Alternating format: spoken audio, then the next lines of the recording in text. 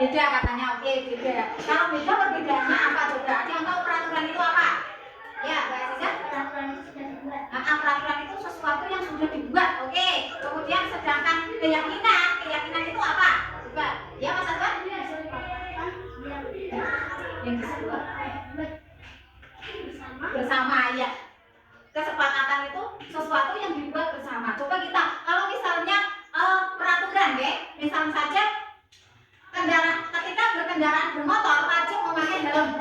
Itu merupakan peraturan. Kamu ikut membuat peraturan itu apa tidak? Hah? Kamu ikut membuat dengan Pak Polisi? Tidak. Peraturan itu sudah ditetapkan bahwa orang yang berkendaraan atau yang mengendarai sepeda motor wajib menggunakan helm. Itu sudah ada tanpa kamu ikut untuk membuat. Tadi Mbak Sabrina pernah membuat?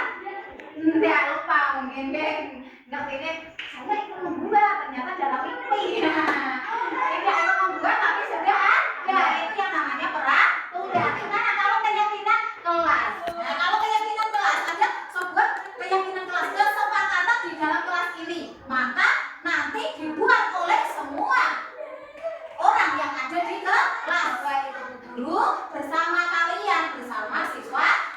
Jadi kesepakatan itu tidak hanya dari guru saja, tapi dibuat oleh kalian semua, disepakati nanti bersama-sama. Sama dengan aturan, cuma dibuat bareng-bareng. Kalau sudah dibuat kesepakatan, tentunya nanti ada konsekuensinya. Ketika kamu melanggar, maka bagaimana? Kamu bertanggung jawab atau tidak? Bertanggung jawab.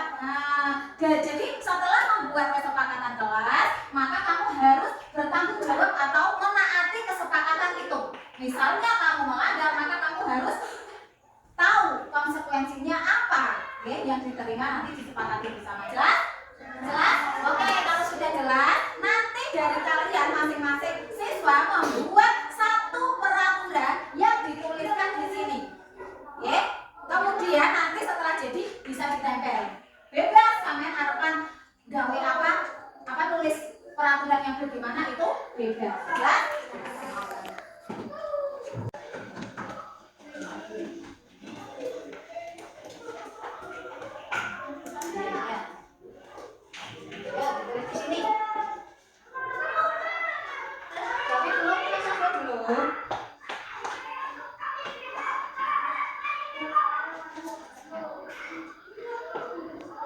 Oke.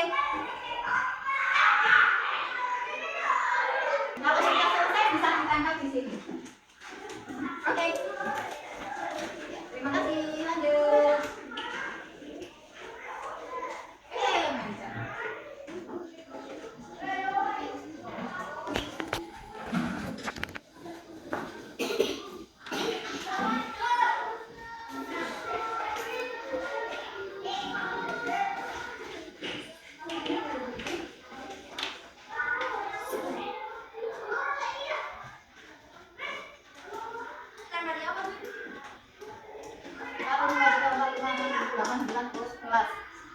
Yang satu belum. Sekarang kita akan membacakan, Pak Guru bacakan, dan sebelumnya Guru beritahu dulu dalam membuat kesepakatan kelas tidak boleh ada kata-kata yang negatif. Ya, kata negatifnya berarti koyok tidak. Terus apa lagi?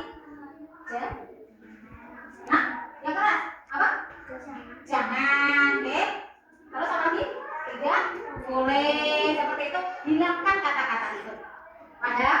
Jadi nanti ketika kita menemukan ada seperti itu, kita ubah. Oke. Yang pertama, jangan membuang sampah sembarangan. Ada kata apa, anak? Jangan. Nah, dari sini jangan membuang sampah sembarangan. Coba kira-kira siapa yang mau mengganti kalimat itu menjadi kalimat yang positif, bukan kalimat negatif. Kalau ini berarti kan ada kata jangan, itu kalimat negatif. Itu kan menjadi kalimat positif. Ayo, coba.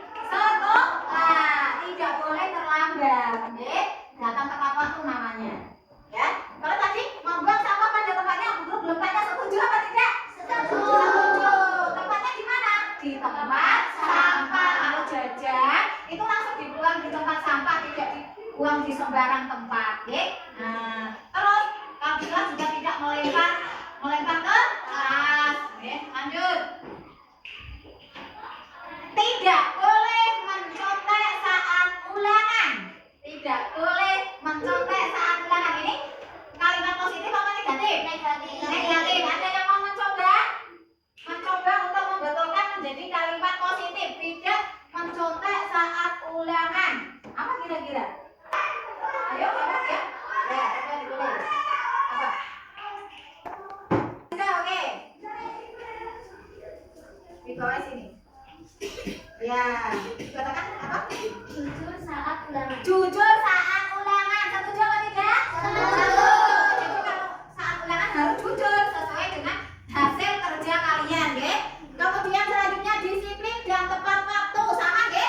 Tadi datang tepat waktu dengan disiplin datang tepat waktu itu sama.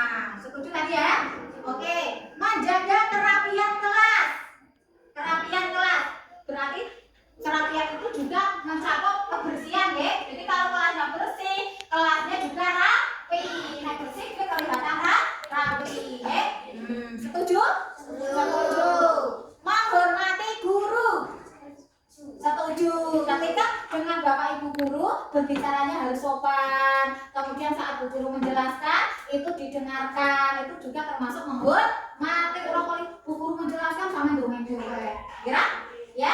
Oke, setuju ya? Yuk kita lanjutkan. Tidak boleh berbicara kasar.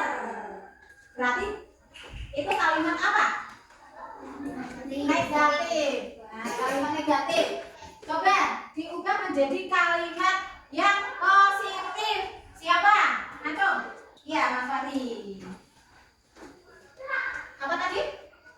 Tidak berbicara kasar.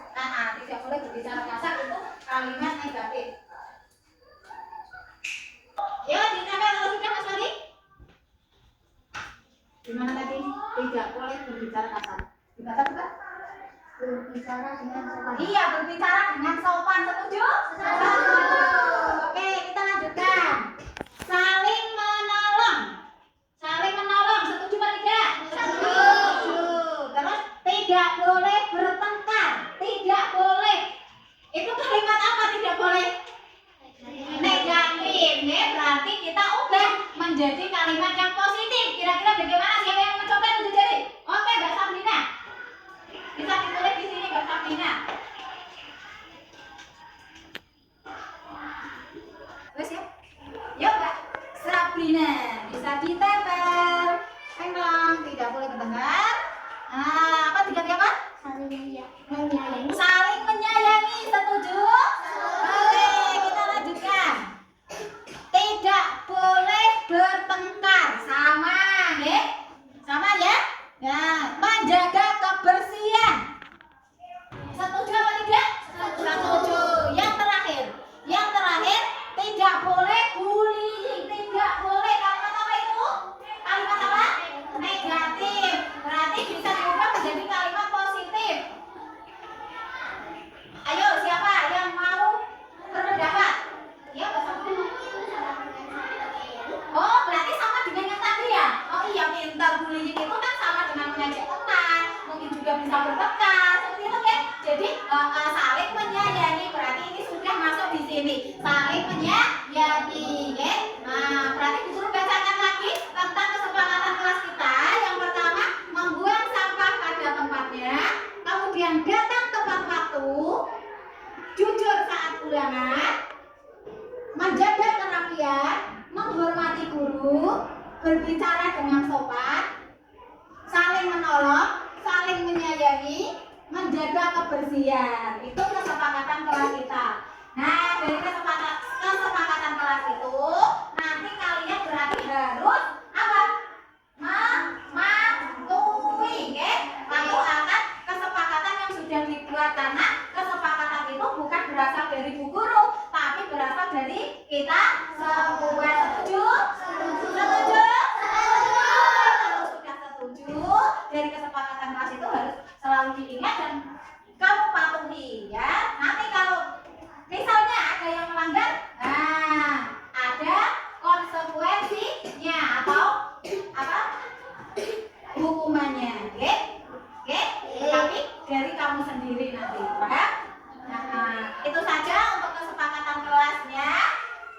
Guru akhiri. Assalamualaikum warahmatullahi wabarakatuh. Waalaikumsalam warahmatullahi wabarakatuh.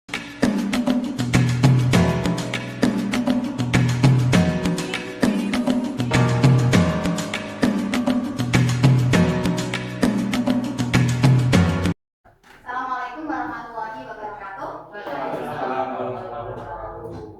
Alhamdulillahirabbil alamin wa bihi nasta'inu ala umuri dunya waddin. La haula wala quwwata illa billah.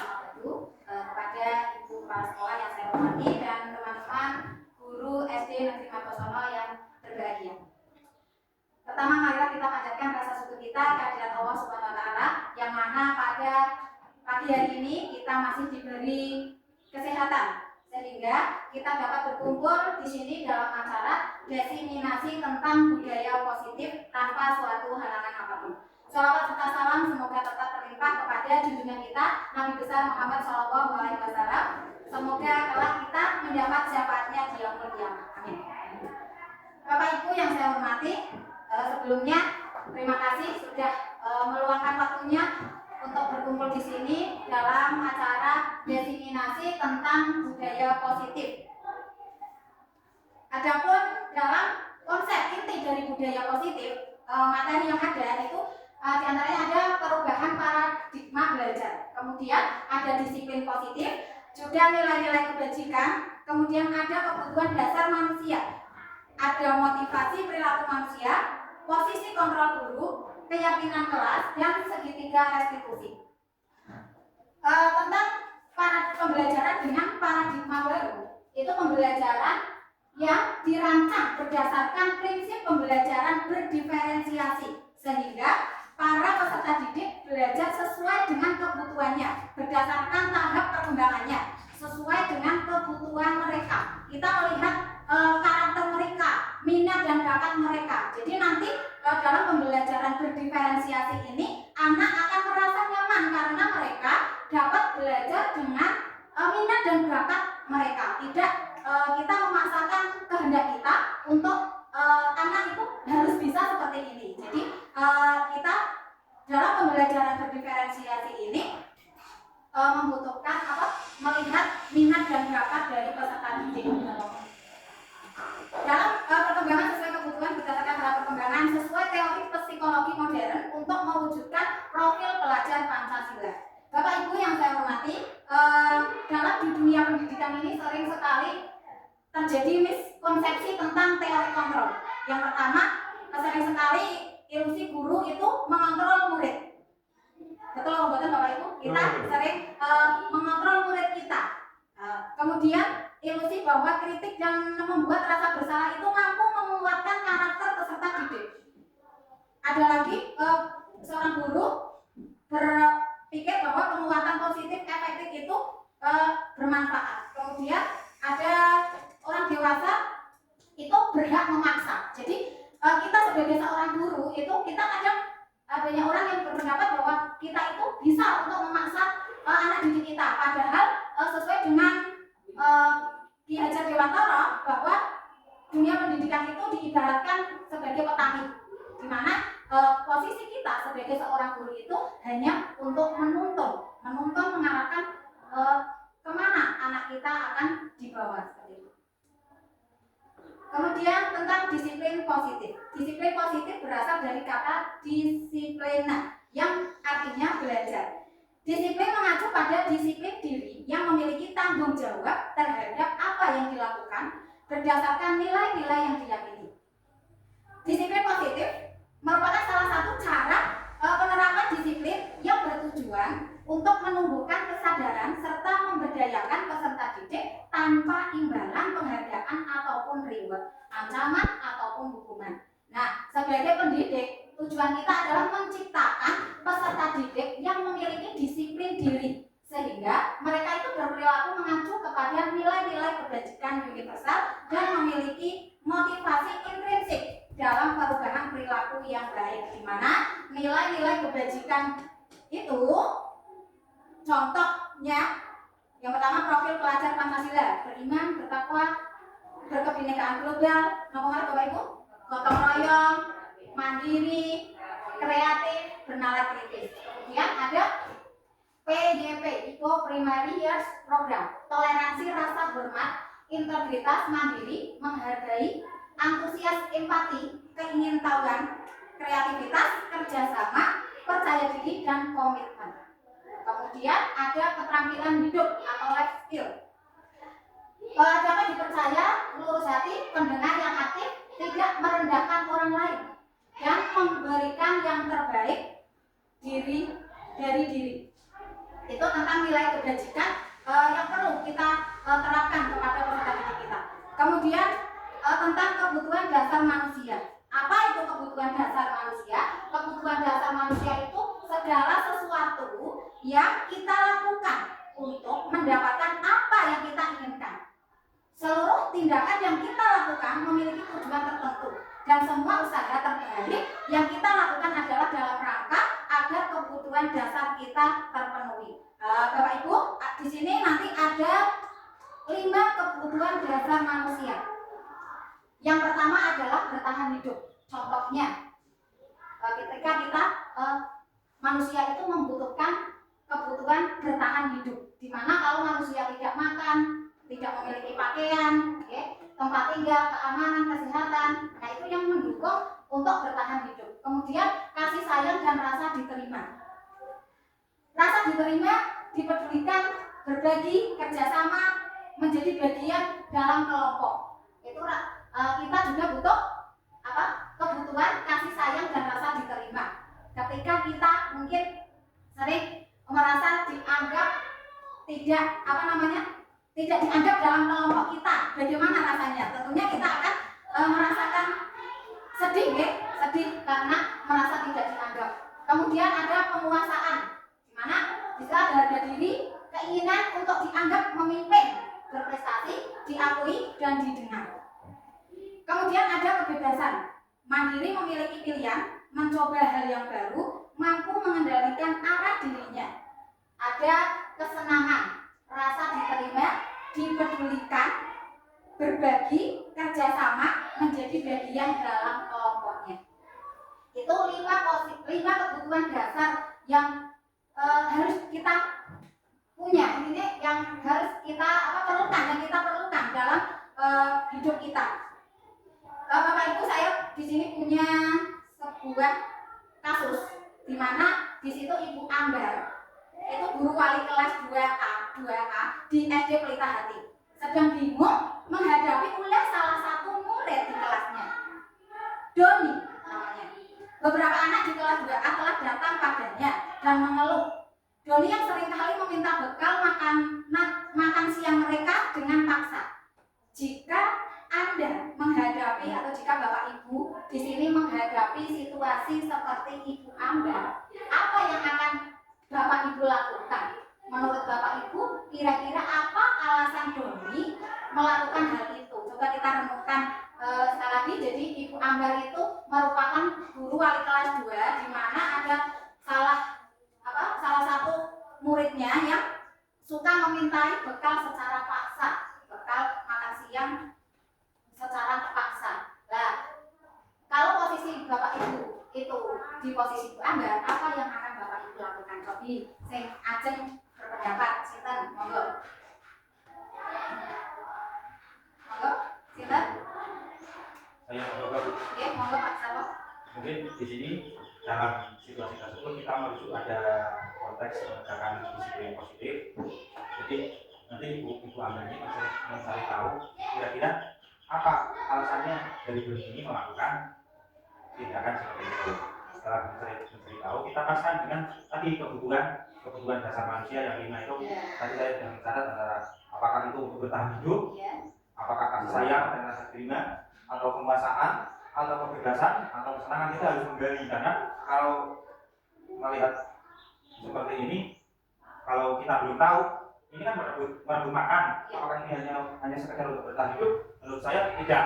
Jadi kita harus menggali lebih jauh. Kita menemui dulu secara individu, kita gali, walaupun kita tidak langsung mengenal ke kebutuhan dasar manusia, kita sebutkan satu persatu, tapi nanti kita bisa menyimpulkan. Nah, dari kesimpulan itu kita bisa menarik benar kira-kira yang dibutuhkan itu yang mana, seperti itu. Ya, terima kasih Pak Sarwo. Jadi menurut Pak Sarwo tadi bahwa kita harus jangan langsung memberikan, intinya memvonis kalau begitu salah ya kita tanya dulu di mana alasannya mengapa kok Doni bersifat seperti itu. Mungkin ada bapak ibu yang lain yang mau berpendapat. Karena Doni lapar. Iya, posisinya Doni lapar ya Pak Heri ya, mungkin bisa juga seperti itu ya. Nah apa?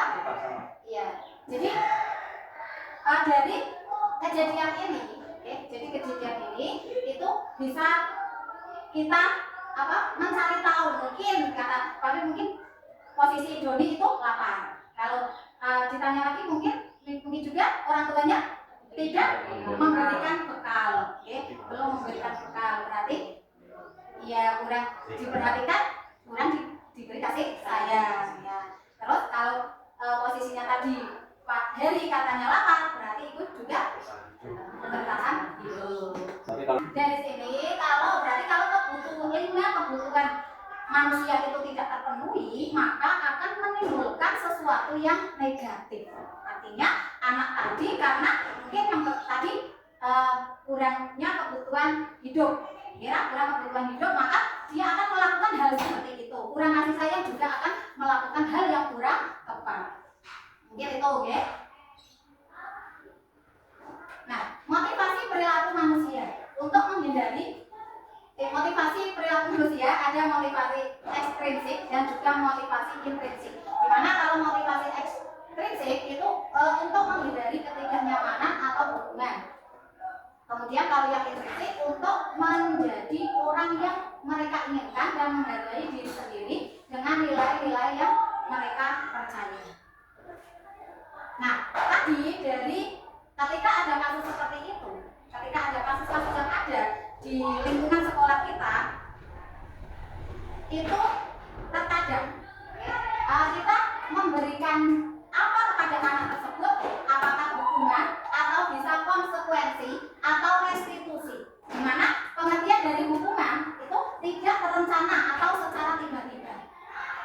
Murid tidak tahu apa yang akan terjadi atau tidak dilibatkan, bersifat satu arah, berupa hukuman fisik atau psikis. Kalau konsekuensi itu terencana atau disepakati sesuai peraturan. Murid tetap dibuat tidak nyaman, sikap guru sesuai selalu memonitor murid. Ya. Kemudian kalau kita bertindak atau melakukan tindakan dengan cara restitusi itu proses menciptakan kondisi bagi murid untuk memperbaiki kesalahan. Proses kolaboratif yang mengajarkan murid untuk mencari solusi sendiri. Jadi ketika ada sebuah kasus ataupun pelanggaran yang dilakukan oleh anak-anak didik kita, itu mungkin di kalangan pendidik itu sering sekali kita melakukan hukuman, langsung melakukan hukuman. Nah, di sini ada 3 langkah yang biasanya yang bisa dilakukan, itu ada hukuman, ada konsekuensi, ada restitusi.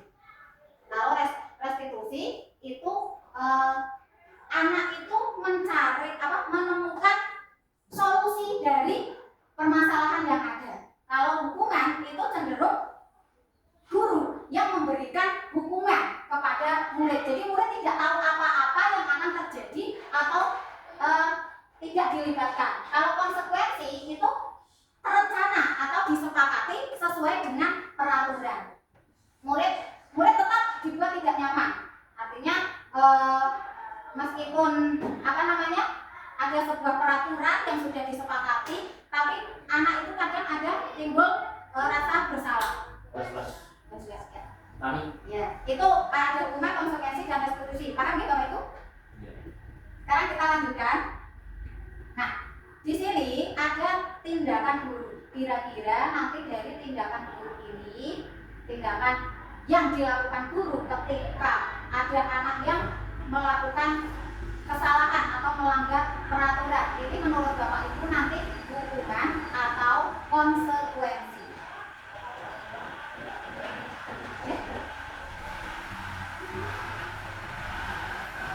Mencatat 100 kali di dalam buku kalimat dengan kalimat saya tidak akan terlambat lagi karena anak tersebut terlambat ke sekolah. Jadi seorang guru itu memberikan tindakan kepada peserta didik untuk dengan kata-kata atau kalimat saya tidak akan terlambat lagi. Kira-kira menurut Bapak Ibu itu hukuman atau konsekuensi? Hukuman. Coba kita lihat hukuman atau konsekuensi. Hukuman, betul ya. Kemudian yang kedua, lari mengelilingi lapangan basket 2 kali. Ketika terlambat hadir di sekolah, konsekuensi. Konsekuensi. Berikut Bapak Ibu yang lain, ada pendapat lain? Konsekuensi, setuju? Oke, kita lihat konsekuensi. Hukuman. 2 kali hukuman. Karena lari mengelilingi lapangan basket ketika terlambat, ya, itu merupakan hukuman. Sama. Yang kedua hukuman. Kalau tidak ada kaitannya dengan apa yang dilanggar. Kalau tidak ada kaitannya dengan apa yang dia melanggar atau hukuman, menurut saya. Iya. Kalau membersihkan tumpahan air karena dia menumpahkan air, jadi membersihkan itu mungkin konsekuensi nanti. Nanti ya. Nah, coba kita lihat yang ketiga. Antara masker dengan push-up. Murid diminta untuk push up 15 kali karena tidak menggunakan masker ke sekolah. Karena suruh beli masker. Harusnya hukuman. Iya. Iya. Iya. Nah, ada action ini. Kemudian menggantikan kertas tugas teman yang telah dicoret-coret. Konsekuensi. Konsekuensi. Ya. Karena sudah ada kesepakatan di situ, ya. Maka ketika sudah ada kesepakatan, maka anak tersebut mengganti kertas tugasnya. Kemudian membersihkan tumpahan air di meja tulis karena tersenggol pada saat belajar. Konsekuensi. Ya. Kemudian murid disuruh untuk mengenakan sepatu seharian di sekolah karena tidak mengenakan sepatu hitam. Itu sepatu sama sepatu. Murid disuruh untuk mengenakan Sepatu seharian di sekolah. Karena tidak menggunakan Sepatu hitam. sepatu hitam. murid disuruh untuk tidak mengenakan sepatu seharian di sekolah. Kurang. Maaf, karena tidak mengenakan sepatu hitam, jadi tanpa alas kaki seharian. Kita lihat ada yang hukuman, ada yang konsekuensi. Kita lihat. Ini jelas. Hukuman. Kalau konsekuensi dia disuruh beli sepatu hitam. Atau ambil. Lari mengelilingi lapangan basket 2 kali karena terlambat 10 menit untuk pelajaran PJOK. Ini beda dengan yang tadi ya. Bisa konsekuensi. Misalnya Tidak ada permanennya. Apa? Gak apa-apa, salah tidak apa-apa. Konsekuensi. Oke, konsekuensi. Jadi Lagi. Seru nih. seru ya Bapak Ibu ketika kita membahas tentang tindakan guru, ternyata kadang kita masih kurang tepat dalam melakukan tindakan terhadap anak yang melakukan kesalahan.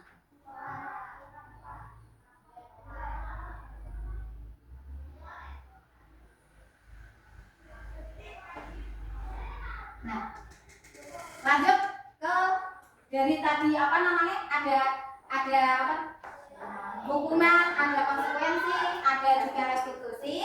Nah, di sini posisi kontrol yang dimiliki oleh seorang guru. Ada 5 posisi kontrol guru. Yang pertama adalah penghukum. Kemudian ada membuat merasa bersalah, ada sebagai teman, ada sebagai pemantau, ada juga sebagai manajer.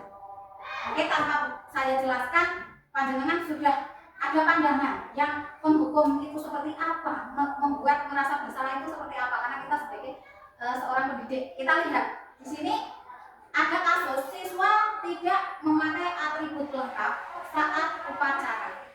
Kira-kira kalau di situ posisi seorang guru itu sebagai posisi penghukum, apa yang akan seorang guru itu lakukan jika siswa tidak memakai atribut lengkap saat upacara? Monggo, Sinta. Pak Jadi? Menghukum. Ya, maksudnya panjenengan sebagai seorang guru ketika ada siswa yang tidak memakai atribut lengkap, tindakan yang sebagai penghukum, misalnya Pak Heri sebagai penghukum, maka tindakan Pak Heri itu dari mana? Apa tindakan terhadap siswa itu? Disuruh garis terpisah dari barisan. Ya, disuruh memisah dari barisan.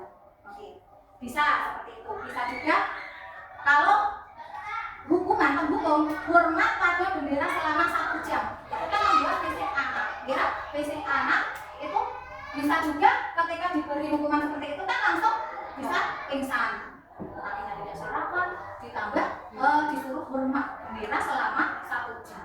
Itu posisi seperti itu posisi seorang guru sebagai penghukum. Kemudian dari siswa tidak memakai atribut lengkap saat upacara, ketika kita sebagai guru membuat rasa bersalah,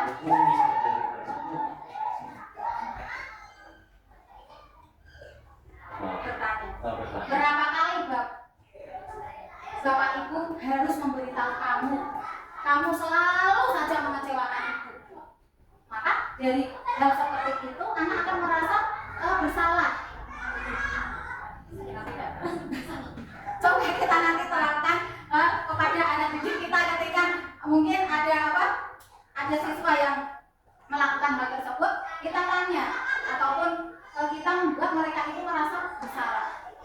Maka anak itu kalau dengan seperti ini, saya pernah itu melakukan hal ini, maka anak itu memang merasa bersalah akan kesalahan dirinya. Itu. Nah, siswa tidak memakai atribut lengkap saat upacara. Kalau posisi kita sebagai teman, kita bisa melakukan anu dong, ikuti aturan di sekolah, tolong bantu ibu atau bapak ya sekali ini, ya sudah, tidak apa-apa kamu berbuat seperti ini, lain kali jangan sampai berbuat seperti ini lagi ya. Itu kita merangkul anak kita, posisi kita sebagai teman. Kemudian sebagai pemantau, nah, kamu sudah melanggar peraturan di sekolah, kamu tahu konsekuensinya. Setelah upacara kamu beri aturannya ya ke koperasi dan jangan diulangi lagi. Itu kita sebagai pemantau bisa melakukan itu. Nah, yang terakhir itu sebagai manajer. Sebagai manajer, contohnya, apakah kamu tahu kesalahanmu? Kira-kira bagaimana kamu memperbaiki kesalahanmu? Di sini anak itu memberikan alasannya mengapa berbuat seperti itu, kemudian mereka mencari solusinya sendiri. Nah, jadi dari kelima posisi kontrol ini, posisi kontrol sebagai seorang guru itu yang paling tepat kita terapkan kepada anak-anak kita, kira-kira yang mana? Posisi yang mana yang tepat? Kalau penghukum, maka kita lihat kalau penghukum tadi bagaimana dengan kondisi anak kita. Belum tentu anak kita cerah setelah diberi hukuman seperti itu. Kemudian tadi ada sebagai membuat merasa bersalah. Ketika membuat merasa bersalah, terkadang belum tentu besoknya lagi akan tidak diulangi lagi, ya kan? Bisa juga tidak mengulangi lagi, bisa juga besoknya lagi akan mengulangi lagi. Sebagai teman, sebagai pemantau dan sebagai manajer, kira-kira yang mana yang tepat untuk kita terapkan, yang paling tepat? Manajer, betul ya? Karena sebagai manajer itu kita menggali kesalahan anak, artinya anak itu mengakui atas kesalahannya sendiri, kemudian mereka akan bertanggung jawab atas kesalahannya itu. Mereka akan memperbaiki atas dasar kesadaran diri mereka, tidak dipaksa, ya, tidak dipaksa dari kita atau dari bapak ibu guru. Nah, dari 5 posisi kontrol ini, di sini kita lihat bersama. Ketika posisi kontrol, saya kecewa sekali dengan kamu. Seorang guru mengatakan, saya kecewa sekali dengan kamu. Posisi kontrol apakah aku? Posisi kontrol apa itu? Nah, membuat merasa bersalah. Ya, betul. Kemudian, kamu tidak pernah benar melakukannya. Apa itu? Posisi kontrol yang mana itu? Kamu itu tidak pernah benar melakukannya. Penghukum. Kemudian apa Belajar. Ayolah lakukan demi bapak atau ibu ya, teman. Kamu tidak pernah mendapat nilai jika tidak mengerjakan tugas. Nanti bapak ibu sudah paham akan posisi kita sebagai seorang guru ketika ada peserta didik kita yang melakukan kesalahan. Nah, kita beranjak ke materi berikutnya yaitu tentang keyakinan kelas. Keyakinan kelas, mengapa keyakinan kelas? Kok mengapa bukan peraturan? Nah, apa sih Bapak Ibu perbedaannya antara keyakinan kelas dengan peraturan kelas? Menurut Bapak Ibu? Keyakinan kelas Ya, usulan dari anak-anak. usulan dari anak-anak ya. Kalau peraturan kelas berarti sudah disepakati dalam satu kelas itu. Sudah dibuat. Yang sudah dibuat. Ya. Ya, jadi keyakinan kelas itu dibuat bersama dengan anak. Jadi ketika seorang anak itu melakukan kesalahan, maka karena dia yang membuat keyakinan kelasnya, maka dia akan bertanggung jawab atas atau konsekuensinya sudah tahu apa yang akan dilakukan karena mereka sudah melanggar kesepakatan mereka di dalam kelas. Kalau peraturan kelas itu cenderung sudah dibuat oleh guru ya biasanya sudah ada peraturan yang harus dipatuhi, sedangkan anak kadang tidak karena tidak dilibatkan, maka seorang anak itu akan merasa terbebani akan peraturan itu. Nah, dalam pembentukan keyakinan kelas itu dalam membuatnya bersifat abstrak berupa pernyataan horizontal dibuat dalam pernyataan yang positif. Nah, ini kadang pernyataan yang positif artinya misal tidak atau jangan membuang sampah sembarangan. Itu ada kata jangan, ya. Jadi itu bisa kita ubah. Mungkin buanglah sampah pada tempatnya. Jadi dalam membuat keyakinan kelas itu dibuat dalam pernyataan yang positif. Dalam membuatnya kalimatnya itu sedikit saja agar mudah diingat oleh anak-anak kita. Sesuai dengan kondisi kelas dan sekolah sehingga mudah diterapkan. Jadi dalam membuat keyakinan kelas itu tidak bisa melihat sekolah-sekolah yang lain atau kelas-kelas yang lain. Kita lihat kondisi karakter di dalam kelas kita dalam membuat keyakinan kelas itu. Kemudian semua warga sekolah atau warga kelas dilibatkan saat membuat keyakinan kelas. Jadi membuat keyakinan kelas itu tadi melibatkan anak-anak kita dalam membuat keyakinan kelas. Boleh Bapak Ibu? Kita SPI dulu mungkin ya. Moga Bapak Ibu saat berdiri.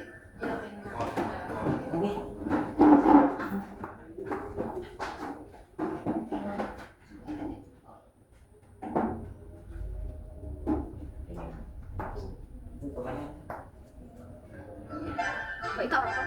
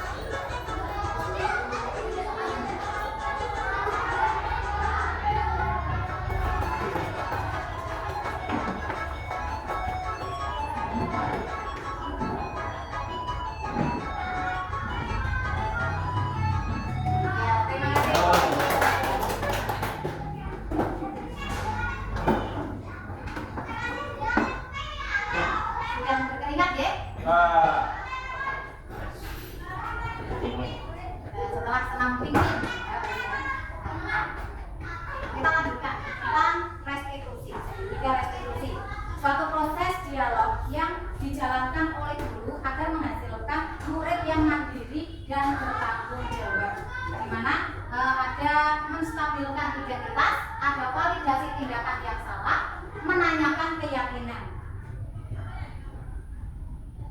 Contoh di situ menstabilkan identitas. Berdasarkan prinsip membuat kesalahan adalah bagian dari proses pembelajaran. Misalnya berbuat salah itu wajar. Tidak ada manusia yang sempurna. Bapak, ibu atau bapak juga pernah melakukan itu. Ibu bapak tidak mencari siapa yang salah, tapi ibu bapak ingin mencari solusi dari permasalahan ini. Kamu berhak merasa begitu. Itu menstabilkan identitas. Validasi tindakan yang salah. Mencari tahu alasannya. Kamu pasti punya alasan mengapa melakukan hal itu. Padahal kamu bisa melakukan yang lebih buruk dari ini ya. Apa namanya? Validasi yang salah. Kamu patut bangga karena telah melindungi sesuatu yang penting buatmu. Kamu melakukannya karena mempertahankan sesuatu yang penting bagimu. Yang terakhir ada yang menanyakan keyakinan. Nah, dari tadi sudah menggali alasannya, kemudian apa keyakinan kelas kita? Nilai-nilai apa yang telah disepakati bersama? Seperti apa gambaran sebuah kelas yang ideal menurut kamu? Kamu ingin menjadi orang yang seperti apa? Nah, di sini saya sudah ada contoh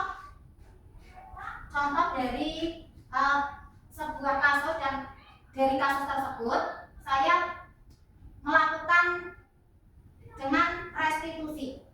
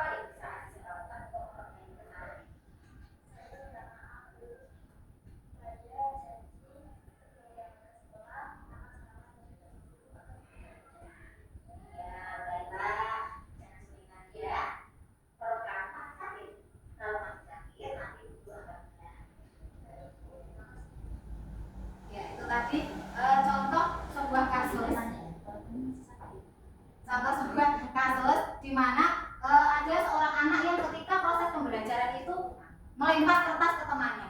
Kalau asumsi seorang guru, kenapa? Biasanya langsung marah ya, seperti itu. Nah, ini kita bisa menerapkan dengan proses tindakan restitusi, segitiga restitusi tadi, supaya anak itu mencari solusinya sendiri, tidak kita yang menentukan solusi untuk anak tersebut. Jadi dengan seperti itu, anak itu nanti tidak akan mengulangi kesalahan itu. Nah, jadi dalam penerapan program disiplin positif itu hendaknya guru memiliki standar kepribadian, profesional, dan sosial yang baik, di mana guru mampu merefleksi dirinya dalam posisi kontrol saat ini. Bagaimana perjalanan dirinya sebagai among atau manajer yang menuntun muridnya menjadi insan yang mandiri, merdeka, dan bertanggung jawab. Mungkin itu yang dapat saya sampaikan tentang disiplin positif. Semoga dari desiminasi ini kita dalam melakukan tindakan kepada anak-anak didik kita dapat menerapkan disiplin positif ini atau tindakan kita dengan tepat. Tidak langsung intinya memberikan hukuman ataupun tindakan yang kurang tepat sehingga anak didik kita akan merasa tertekan. Ya. Itu saja dari saya, semoga bermanfaat. Kurang lebihnya saya mohon maaf. Akhirnya, wassalamualaikum warahmatullahi wabarakatuh. Waalaikumsalam warahmatullahi wabarakatuh.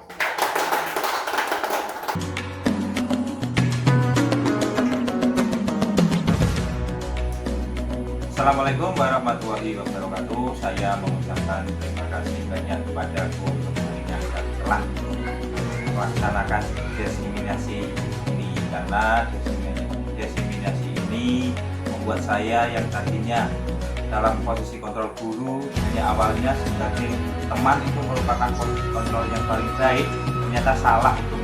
Ternyata posisi kontrol guru yang paling baik itu adalah sebagai manajer.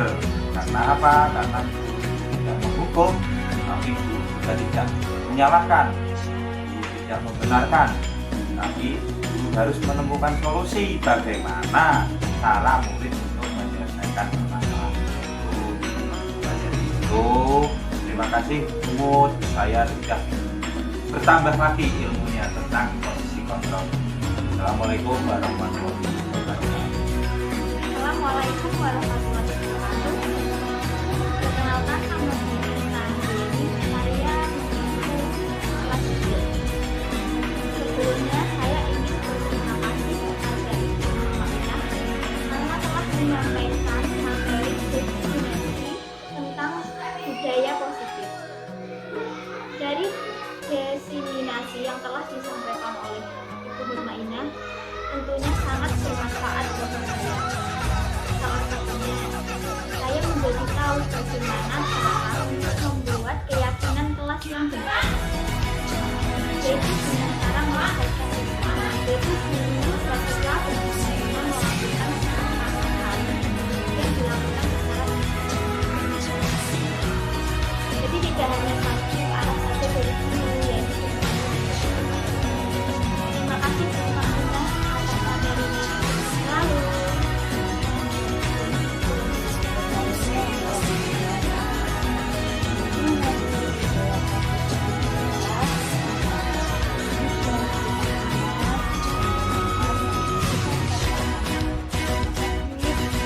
selalu untuk Ibu Mutmainah. Assalamualaikum warahmatullahi wabarakatuh. Terima kasih kepada Ibu Mutmainah yang telah menyampaikan diseminasi tentang budaya positif. Saya menjadi mengerti bagaimana tindakan guru ketika terjadi suatu permasalahan, yaitu dapat menggunakan kontrol guru dengan guru sebagai manajer. Materi ini sangat bermanfaat bagi saya. Terima kasih Bu Mutmainah, semoga sukses.